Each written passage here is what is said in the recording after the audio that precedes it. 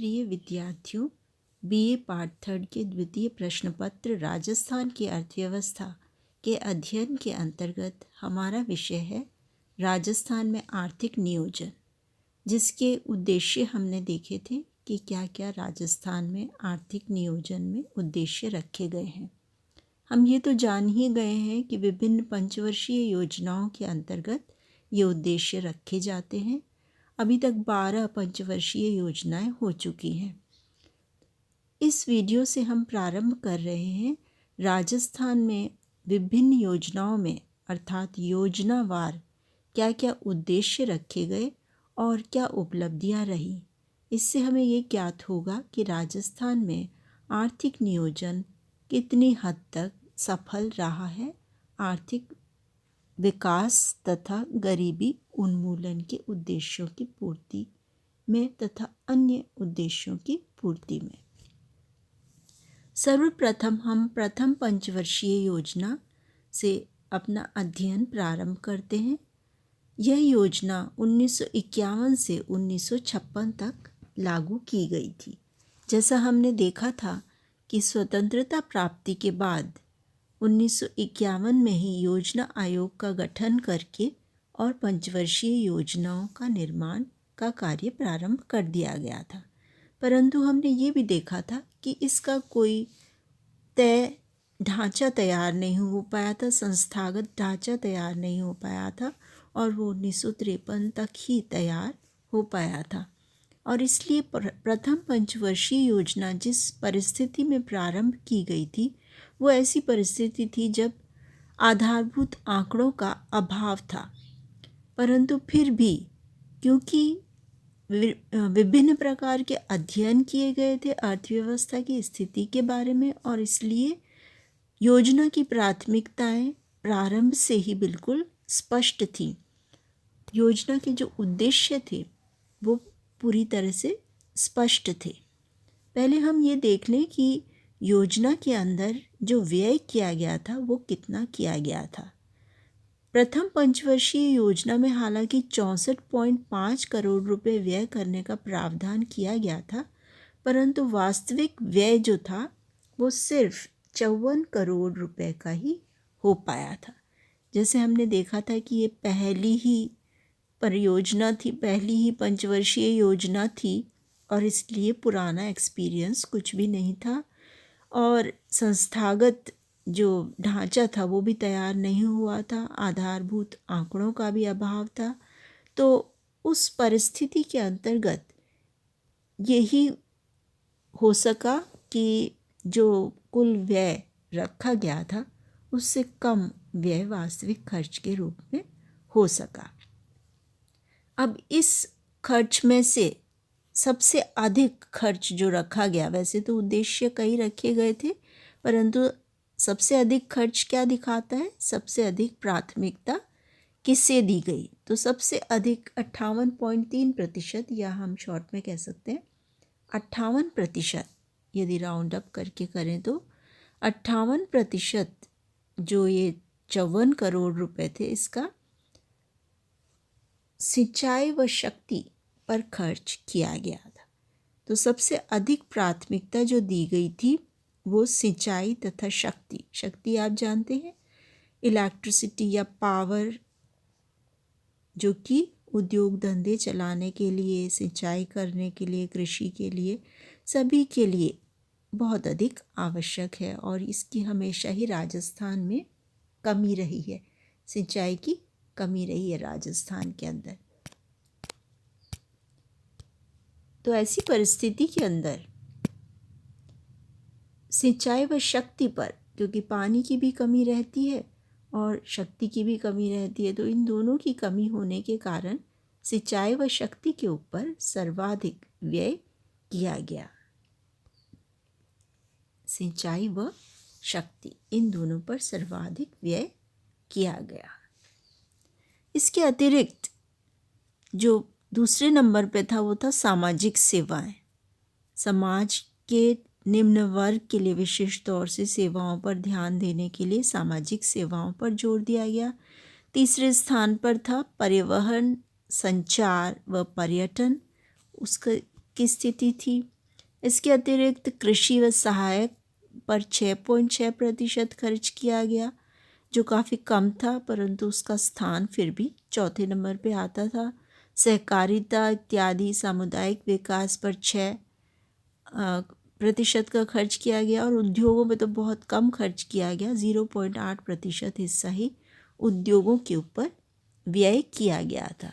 तो इस तरह से जो प्रथम पंचवर्षीय योजना थी उसमें सर्वाधिक व्यय जो था वो सिंचाई शक्ति इन दोनों पर किया गया था और इसके बाद अन्य का स्थान इससे नीचे आता था। अब हम देखते हैं कि इस परियोजना पंचवर्षीय योजना के निर्धारित उद्देश्य क्या क्या थे, क्या क्या उद्देश्य निर्धारित किए गए थे। इसमें सर्वप्रथम जो उद्देश्य था वो था कृषि क्षेत्र में उत्पादन को बढ़ावा देना।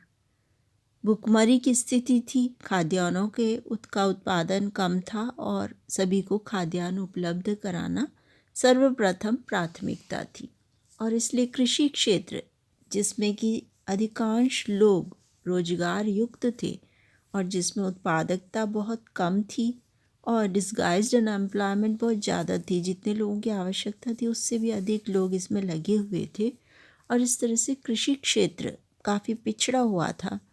इसके अलावा इसमें जो मध्यस्थों की भूमिका थी, जैसा हमने पहले भी पढ़ा था कि जागीरदार, जमींदार, बिस्वेदार इस प्रकार के मध्यस्थ थे, तो उन मध्यस्थों को हटाना भी बहुत आवश्यक था जिससे कि काश्तकारों का शोषण रुक सके और जो जमींदार, जागीरदार, बिस्वेदार थे जो स्वयं खेती नहीं करते थे और अपनी भूमि पर कृषि करवाते थे, उनको कोई इंसेंटिव नहीं होता था कि वे कृषि के अंदर पैसा लगाएं, इन्वेस्ट करें अपना पैसा।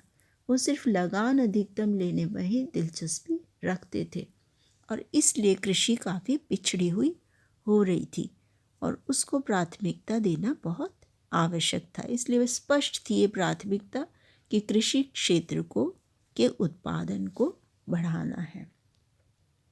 दूसरा था सिंचाई सुविधाओं में वृद्धि करना और सिंचाई सुविधाओं में वृद्धि करने के लिए प्रमुख लक्ष्य जो रखा गया था वो था सिंचाई को सबसे अधिक हमने देखा था ऊर्जा और सिंचाई के अंदर सबसे अधिक व्यय किया गया था। सिंचाई सुविधाओं में वृद्धि करने के लिए ही प्रथम पंचवर्षीय योजना में भाखड़ा, नांगल व अन्य महत्वपूर्ण सिंचाई की परियोजनाओं पर विशेष ध्यान दिया गया था। तीसरा है ऊर्जा एवं शक्ति के साधनों में वृद्धि करना।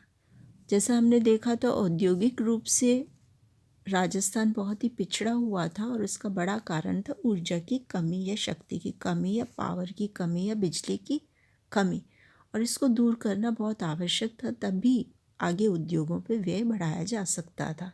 अभी हमने देखा उद्योगों पर सिर्फ 0.8% ही कुल योजना का जो व्यय था वो करा गया था खर्च।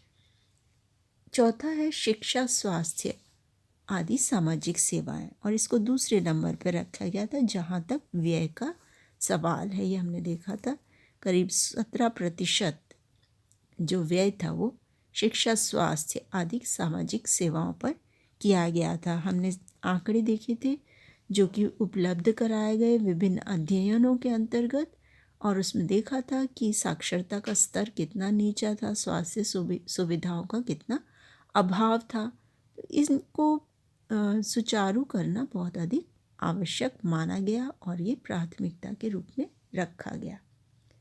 अगला है जलापूर्ति की व्यवस्था को सुचारू रूप से संचालित करना।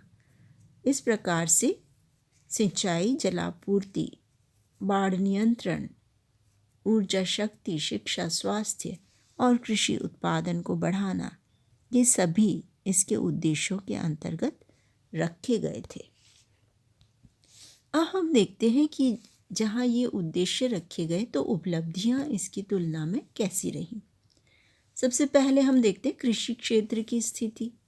कृषि क्षेत्र में उत्पादन बढ़ाने के लिए भूमि सुधारों को अपनाया गया और भूमि सुधारों के अंतर्गत जैसे हमने विस्तार में भूमि सुधारों को पढ़ा था तो देखा था कि विभिन्न कानून बनाए गए मध्यस्थों को हटाने के लिए, लगान का नियमन करने के लिए, और जो उपखंडन हो रहा था, छोटे छोटे खेत बन रहे थे, उनको मिलाकर, दूर दूर छोटे छोटे जो खेत होते थे उनको मिलाकर बड़ा खेत बनाना, दूसरी तरफ जो बहुत बड़े खेत थे उन पर सीमांकन करके और बांटना, जो कि लगान पर काश्तकार कार्य करते थे उनको भूमि का मालिकाना हक देना, ये सब कानून बनाए गए थे।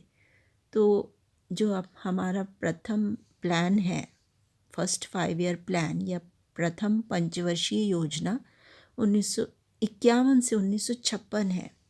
तो 1952 में सबसे पहले कौन सा कानून बना था? राजस्थान भूमि सुधार और जागीर पुनर्गठन अधिनियम, जिसके द्वारा मध्यस्थों का अंत किया गया था।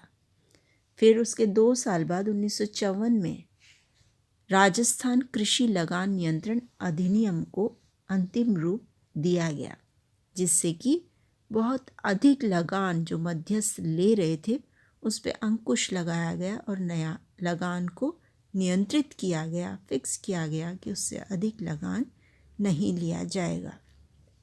और इन्हीं सभी जितने भी और कानून बनाए गए उन सभी को मिलाकर 1955 में राजस्थान काश्तकारी अधिनियम लागू किया गया, जो इन सभी कानूनों को अपने अंदर शामिल करता था। तो इस प्रकार से प्रथम पंचवर्षीय योजना में ही भूमि सुधार का कार्य शुरू हो गया था और काफ़ी इसमें प्रोग्रेस की गई थी, प्रगति की गई थी, जिससे कि कृषि क्षेत्र में उत्पादन को बढ़ाया जा सके। और इसके अंदर कुछ सफलता भी प्राप्त हुई। जब 3.35 लाख टन अतिरिक्त खाद्यान्न उत्पादन करने की क्षमता इस योजना के अंतर्गत की गई।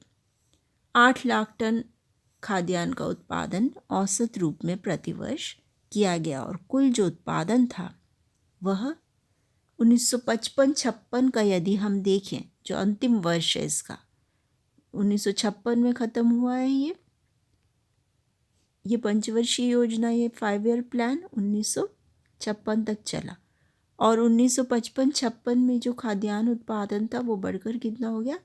42.4 लाख टन हो गया। जबकि प्रारंभ में 1951 में ये कितना था? 1951 में थे सिर्फ 29 लाख टन ही था।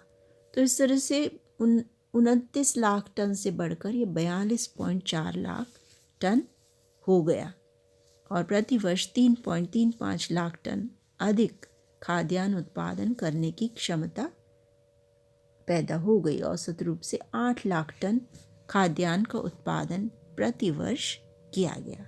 तो 1956 में जो हो गया वो हो गया 42.4 लाख टन उत्पादन। अब हम सिंचित क्षेत्र की बात करते हैं। शुद्ध सिंचित क्षेत्र अर्थात एक से अधिक बार सिंचित क्षेत्र भी इसमें आ जाता है, पर इतने ही क्षेत्र में सिंचाई है। शुद्ध सिंचित क्षेत्र का ये तात्पर्य है, वो है 10.07 लाख हेक्टेयर प्रारंभ में और जो बढ़कर हो गया 14 लाख हेक्टेयर। एक अनुमान के साथ ये 16 लाख हेक्टेयर भी है। तो 14 से 16 आप कह सकते हैं, 14 से 16 लाख हेक्टेयर के बीच बढ़कर हो गया, जो 10.07 लाख हेक्टेयर था प्रारंभ में। तो इस तरह से सिंचाई में भी हम देखते हैं अच्छी प्रगति हुई है। इसको एक उपलब्धि निश्चय ही माना जा सकता है। और जैसे प्रारंभ में हमने बात की थी, भाखड़ा नांगल व अन्य महत्वपूर्ण सिंचाई की परियोजनाओं पर इस परियोजना में ध्यान दिया गया था। हालांकि राजस्थान की परियोजना नहीं, पर राजस्थान को इससे लाभ अवश्य मिलता है। और क्योंकि पंचवर्षीय योजनाएं एक साथ संपूर्ण भारत में लागू की गई थी, तो इसलिए एक तरीके का कोऑर्डिनेशन पंजाब और राजस्थान के बीच में हुआ इसके अंदर।